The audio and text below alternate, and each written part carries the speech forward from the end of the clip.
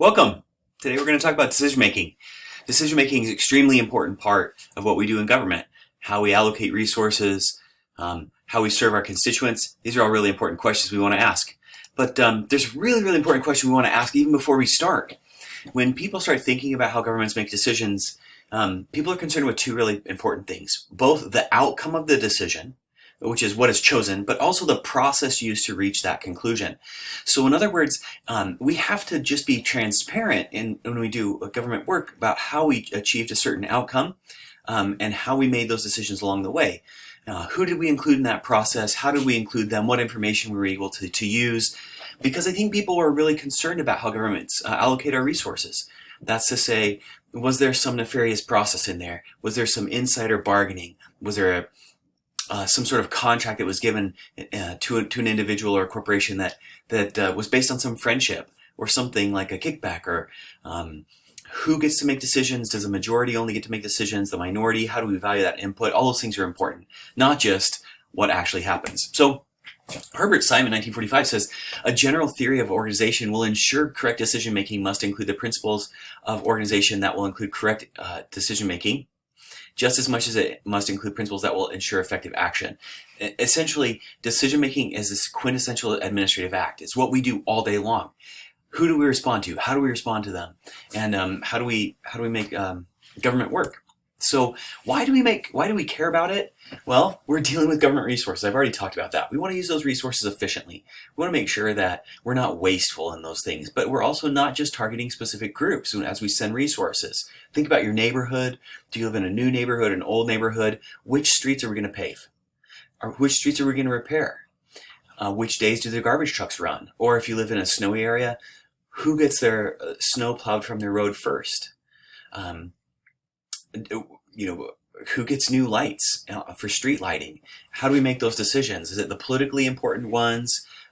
Is it the ones where we need the repairs the most? Do we use it on the busiest streets or the less busy streets? I particularly live on a road that will never ever get paved again because there's maybe 10 houses up the street from us, and they're going to allocate those resources somewhere else to busier streets.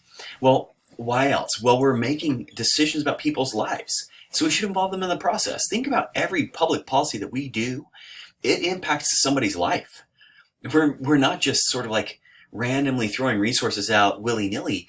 If we send money to an education program and it benefits some people's lives but not others, we've made a choice that's going to impact them. Who gets resources, how we do it. Also, we should involve them in the process. What do they really want? What do they really need? What's important to them? Especially because we're talking about public administration. These are our citizens. They're the people who we serve. And the other thing that we should be careful of is that we don't want to just advantage some groups over other groups. We don't want to have certain government agencies have more pull or sway over others, but also we don't want to disadvantage minority groups or have them exert too much influence or not enough influence. So we want to make sure that we're including all the right people, all the people who we can in some of these decision makings and then processes, and then make them transparent, because what we do with government resources and government power matters. So as we think about how we make decisions, we have to recognize that we have information and we have things that we value. And the level of information that we have, as well as the things that are core to our values, will some ways impact how we have to balance what we know with what we think is important. Safety and security, for example, are values that are core to us. What do we know about the nature of the problem? What information do we have? Those things intermingle as we try to figure out how to come to some conclusions. And then we might have more information coming from biased sources. So how do we understand and interpret that information? We may not have any information at all. We may hold core values that are driving our processes that may be irrational or maybe very wasteful. So we have to at least recognize that information and values intermix as we start making decisions. Information is the basic raw material of decisions, and we have to acquire that information, we have to weigh that information, and we have to act on that data.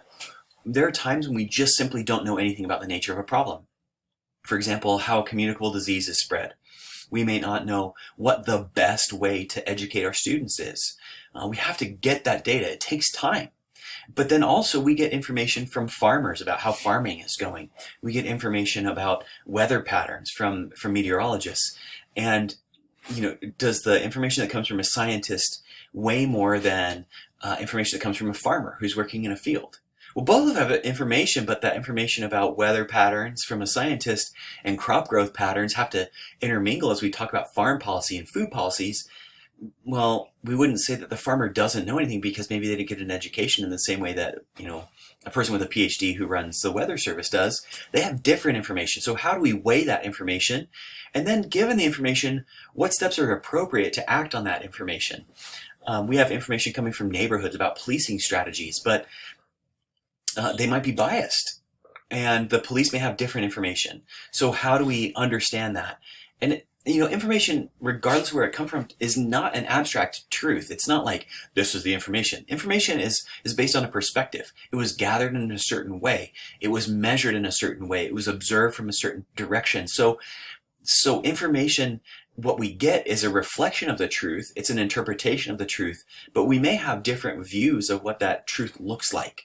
And so we have to at least consider that information isn't unbiased.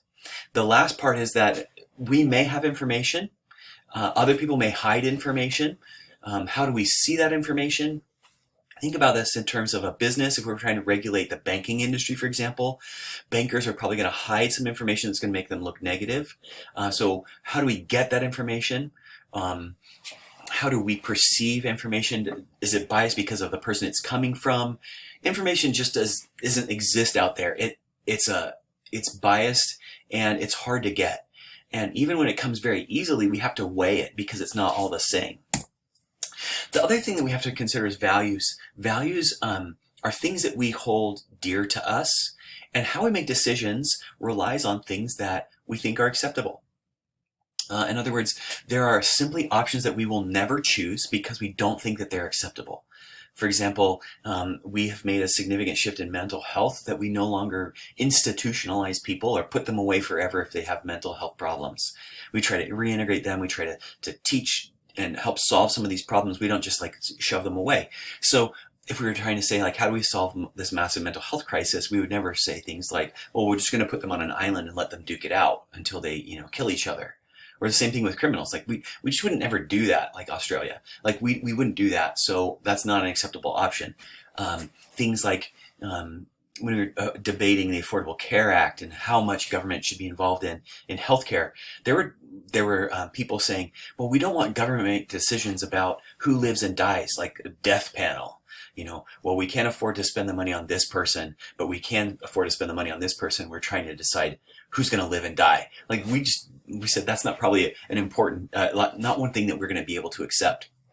So things that we hold dear. The other thing is we may not know what the true nature of some problem is. For example, if we think about drug use as a criminal behavior, or if we think about illegal drug use as a social problem or a mental health problem, the way that we think about that problem, if it's about addiction or needs not being fulfilled or whether or not we think it's criminal, those value judgments or how those perception judgments, how we believe that issue is framed, will eventually help us figure out what we think is going to be an appropriate response. So as we think about what the nature of that problem is and we fight about that, it'll say, well, if drug use is really a criminal problem, then we're going to address it with criminal means. We're going to add more police to it. But if we think that illegal drug use is really a societal problem, or they're hurting and we need to solve that because they need counseling, we're going to spend more money on counseling. So how we see the nature of the problem will dictate largely what is an appropriate response.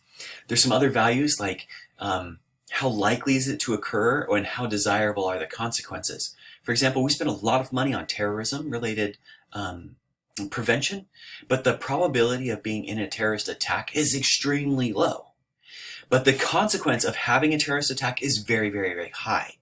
So that low probability, high impact event gets attention. And the likelihood of you dying in a terrorist attack is so small, it's virtually not probable. But there are things like how likely is it that you're going to develop an obesity-related health problem that's going to cost us a lot of money over the long term, that probability is very high. Now, I don't know about you, your eating habits, your exercise habits, but we do know that obesity is very large among the population, and that inflammation and other things cause cancer and they cause health problems. That's a very high probability event that we're going to have these health problems, but the consequences are perceived to be very, very low, as sort of accepted. So instead, we spend money on terrorism instead of things like obesity prevention. So we have the thing like, well, obesity is a choice, maybe it's not a choice. Terrorism is definitely not a choice, so we can stop that. You know, there's lots of these things that we hold dear to that influence how we make decisions, including how probable an event is and how likely it is that we're going to be harmed and how big the catastrophic consequences might be. Now, the other thing is that as we start thinking about what we value, we have to be aware that political support for all of our decisions comes from really two large groups. One is the mass public. Everybody has to sort of more or less be okay with the things that we choose. But then there are what we call attentive publics. These attentive publics pay specific attention to things that matter to them. For example, an issue attentive public on gun rights might be an interest group or somebody who's been a victim of a gun crime. They will follow gun control related things forever. And so as we start making decisions, we have to pay attention to not just what the general public wants, but also these issue attentive publics and how they're going to respond. They have a salient interest in what the agency is doing or the policy we're trying to pursue. So we want to make sure that they're included in the process, or at least their opinions are heard or discounted, depending on what side of that issue you're on. Okay, so we have four major decision-making approaches that we utilize. There's different ways to think about how we make decisions. The rational approach is probably the most economic way that we think about it. We're trying to find the most efficient decision. The public choice approach is essentially a way to use market-like forces to provide incentives or make choices for us that imitate what economists would use or a market would use. A bargaining approach tries to figure out a way to get the most political support to find a solution to a problem. And the participative approach really values allowing people who are affected by that decision to engage in the process, sometimes even turning over that process of decision making to them, but definitely including them in how we make the decision. So we'll talk about the rational approach first. The rational approach is the one that almost everybody thinks about when they're trying to figure out like whether or not they're going to eat ramen noodles or they're going to go out to dinner. They're like, well, I just need nutrients, so how can I get the nutrients that I need for the lowest cost ramen noodles, right? Well, not exactly. We try to figure out what we want to do. So in the rational approach, we say, what is it that we want to do? What are some choices that we could pursue to achieve those goals? We list out all those alternatives. We figure out what it's going to cost, what the benefits are, so the consequences for each alternative. We figure out what those things are, and then we use some sort of formula to figure out which one gives us the best bang for the buck, which has the highest output for the lowest in interest or in costs.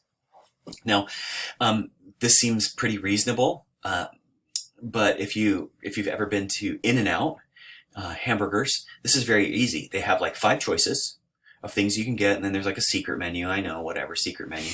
But I'm hungry. I want to solve my hunger. I've got 5 choices. These are the 5 alternatives. What's the consequence? You know, if I eat a double-double, am I going to feel bad? If I just eat a cheeseburger, do I want a hamburger? Like you cover all those alternatives, figure out what's going to happen in terms of costs, how much it's going to cost, what kind of benefits you're going to get. Am I ordering too much food? Do I want the fries with cheese? Do I want them with grilled onions? Like all these different possibilities. What is that going to look like the next day? How am I going to feel? And then you figure out like, well, I want to spend this much. This is the benefit. So you make that choice, whatever that is. Okay, so that's the rational approach. Well, part of the rational approach is trying to figure out what those alternatives are. If you go to, say, for example, Cheesecake Factory, you have probably 100 different choices, at least, of things that you can eat. This becomes really, really difficult when you try to figure out the consequences for each possible choice. Under the rational approach, you have to figure out the consequences for every one of them, and then calculate their consequences, their benefits, their costs, and then try to find the most bang for your buck. Well, that's really, really hard when you have a lot of alternatives. And to add more layers of difficulty on this, we can talk about externalities or spillovers. That's to say that there might be indirect benefits or costs that relate to other goals that the analyst considers when they're calculating the consequences. For example, do I want grilled onions or fried onions? Well, am I going to try and kiss my wife tonight? well, then I probably shouldn't have the fresh onions. We'll talk more about externalities in just a second.